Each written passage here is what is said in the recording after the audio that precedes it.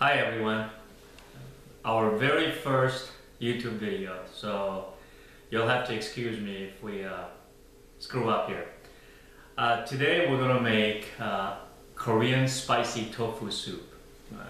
Arguably one of my very favorite soup, or if not the favorite Korean food. It is becoming very popular these days. In fact, if you go to a community where there are a lot of Koreans, there are restaurants that only specialize in this particular soup. There are many different kinds and many different flavors, but what I'm going to make today is my own recipe, and it is based on the traditional clam and ginger flavor. So I have divided the ingredients into two. Essential ingredients on my right, and optional ingredients on my left. So let's just sort of go over the ingredients. Now these are not anything special. These ingredients are things that you can easily find either at Costco or any Asian market, especially Korean market. There are plenty of Korean markets in any major metropolitan area, certainly around this area, which is Washington DC suburbs. So first of all, of course, this is a clam-based soup, so you have to have clam. This is Costco. You buy these at Costco, and this is just a canned, cooked clam that you use for clam sauce or New England clam chowder, for example. This is the tofu. Remember, when you go, there are several different kinds of tofu. They all are based on essentially firmness of the tofu. They will be divided into firm, soft, and silken. Now they're used in different settings. Firm is usually for frying as a side dish. The soft kind is for cutting in and adding it into soup that's not based on tofu. So in that situation, tofu sort of becomes the side player, not the main ingredient. And then there is the silken kind, which is what I have here. And silken kind is the one that you need for this particular soup. Onions. This is too big, so I'm going to cut it in half and use only the half of it. Of course, ginger, the main ingredient. I have 4 cloves of garlic. If you don't like too much garlic, you can always use just 1 or 2. I like garlic, so I'm going to use lots. 2 stalks of green onion.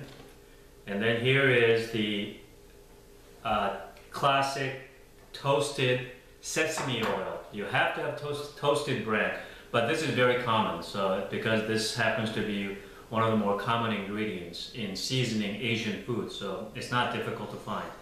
And this is same as this. And this is a bag of Korean red chili peppers, powdered. There are 2 kinds. One is finely powdered, the other one is coarsely powdered. You can use either, it doesn't really matter. So here, these are the main ingredients here. Now what are these optional ones? This is fish sauce, very common. Typically you don't have to use fish sauce, especially if you find it too strong. On the other hand, lately I found that adding few splash and drops of fish sauce really intensifies the flavor. So I actually like it. So I typically use it few drops at the very end of cooking. This is raw egg. Traditionally, this Korean soup comes in at the time of serving as very sizzling hot. And the idea is you actually crack a raw egg into it, and as you're eating it, it will cook. The surface will cook, but the yolk will remain liquid, which is the way many Koreans like to eat it. And then I like it really spicy, so a lot of times I will add either Thai chili pepper or jalapeno pepper or serrano pepper, 2 to 3 of them, just to give that extra kick. Okay, let's start cooking. So the first thing is I'm going to open up these 2 cans of clam. Remember to save all the liquid, because that's where the flavor comes from. After all, this is called clam ginger soup. Okay? So there's one can. I'm going to dump it into the pot. I'm going to open up the next can. And once the clams are ready, and we're going to add the remainder of the ingredients. So what I like to do is, here's ginger. I peeled it, and now I'm just going to cut it into a nice little thin slices, as many as you want. Since I like ginger, I'm going to put about 10 slices. Now, if you want more intense ginger flavor, few of them you can actually crush it with this meat cleaver, which is actually designed for cutting through bones, but I actually use this to crush garlic and crush ginger. So just like that, put it in there. Next, I'm going to crush some garlic. A few more. That goes in there. We'll just stop with 3. Next, you're going to slice some onion. That's going to be, again, form the base. You don't have to cut it, you don't have to dice them, just cut them into thin pieces.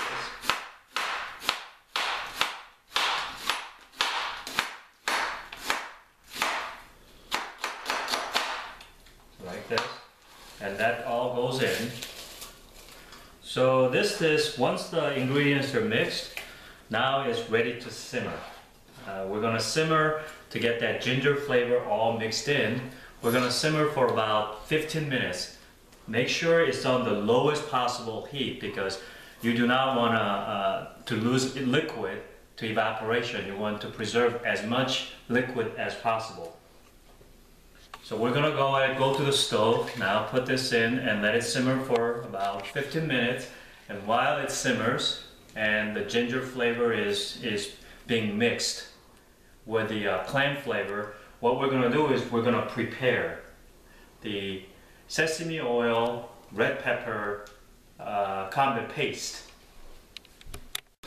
Okay, so while the ginger clam sauce is simmering, what you can do is you can prepare your sesame oil, red pepper paste, so that it can be ready, to go in when the sauce is ready during the final few minutes of preparation. The sesame oil, red pepper paste will go in the last 2 minutes of cooking. The way you make it is very simple. This is about 3 tablespoonfuls. You can use, if you like it spicy, you can use more. If you like it less spicy, you can use less. This is about 3 tablespoonfuls of red Korean pepper. What you do is you take the toasted sesame oil and you just basically cover it just until the entire pepper is covered, like this. And then you just mix them up. Okay? And like this, and let it basically set aside, because this will essentially get the spicy red pepper taste and flavor and extract it into the sauce, into the sesame oil. And so this is essential ingredient. This is what makes this spicy tofu soup really, really red. Okay? So the other thing is, this is the silken tofu. Again, this is gonna go at the very last few minutes of cooking. Once the sauce is ready, okay, then the tofu will go first, followed by the chili paste, and then at very last minute, you're gonna put your green onions. Of course, you don't want the green onions to go too early, otherwise it will become all mushy and soft. You want this to be relatively firm, so that it give it a green onion flavor, but not mushy. So that's what we're waiting for, and we'll wait for the sauce to be ready, and then I'll come back and show you how to finish up the soup in the last 5 minutes. Okay? Okay, let's finish up this soup. This thing has been simmering for about 15 minutes. Okay? And smells really good. Very complex flavor. So the first thing you want to do is you want to taste it and make sure season it. Okay. So I like mine salty because I usually eat this soup with plain rice. So clearly to balance it, I want it salty. Now some other people would just eat the soup by itself, so they don't want it too salty. So make sure you season it to your taste. So this is just a kosher salt, sea salt. I'm gonna season this, and if you like, you could put some black pepper now and cracked pepper in there. Okay. Now once that's done, you want to turn the heat really high. Because now you have to really boil and sizzle. That's the whole idea. Okay. Now it's really boiling. Next thing you want to put this tofu in there, okay, and let it cook. You can break the tofu, and bring it back to a really hard boil.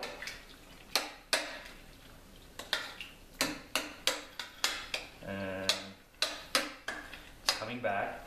So I'm gonna boil this for really hard boil for about a minute, and make sure you stir this really well. This is the red pepper sesame oil paste.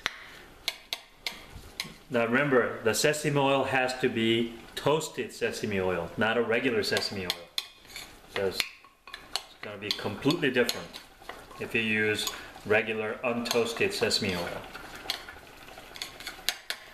Now what I'm going to do is I'm going to put this, once the tofu has been cooking for about a minute, I'm going to put this red paste in there and continue to really strong boil.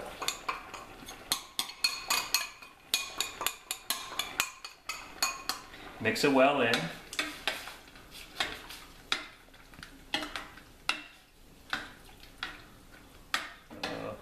Again, we are continuing to use high heat.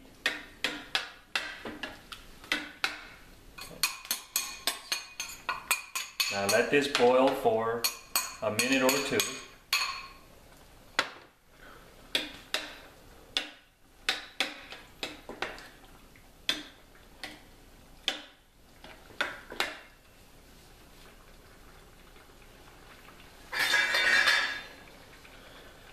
And at the very last minute, your green onions are gonna go in and cook for anywhere from 30 seconds to a minute. Again, this is not rocket science. This is not a scientific experiment.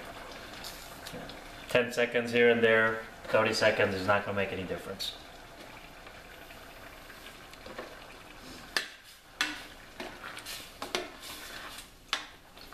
I'm gonna put this, now green onion, and let it cook for another minute.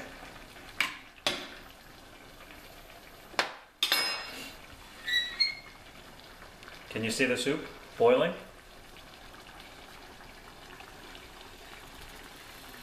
Now ideally, if you go to a Korean restaurant, this soup is served in a Korean ceramic bowl, serving bowl.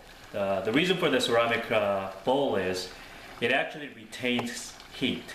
Therefore, as you're serving, because of the retained heat, it continues to cook and continues to boil, which is why you're able to put the raw egg in there and have that cook as you're eating with rice and what have you, side dishes. But it's not a really, that's not really an essential item. If you have it and if you have access to it, by all means get one, especially if you like this soup. But if you don't have it, it's not a deal breaker. Okay, so this soup is essentially ready. So I'm going to turn it off and I'll show you, once I move it to the table, what it looks like as a final product. So here's the finished product. Really red. It looks really spicy, but looks can be deceiving. The Korean peppers are not as spicy as jalapeno peppers or Thai chili peppers or serrano peppers. So Even though it looks really spicy, it's actually hot, but not super spicy where you cannot eat it. Anyway, but if you want it less spicy after tasting it, you can always use less red pepper. So anyway, this needs to be served really, really hot, piping hot, straight from the stove. And if you want, as I talked about it before, if it's really hot, some people will crack a raw egg in there before eating. Other people will skip that part. You can either eat the soup by itself, just like this, or as I like to do it, I typically, this is, even though it's one of the main dishes for my meal, I like to eat it with plain rice, with some Korean side dishes. And the other thing is, when you want to season it, you can either season with regular sea salt or kosher salt for that matter, or as I said, if you don't mind, if you get used to this fish sauce taste, this actually adds another layer of complex flavor, which and increases intensity, which I really like. So a lot of times what I do is before I eat it, I'll actually put a few drops into the soup, either during the last minute of cooking, or just before I eat it, and that would just mix it up real well, and it changes the flavor into a more intense flavor.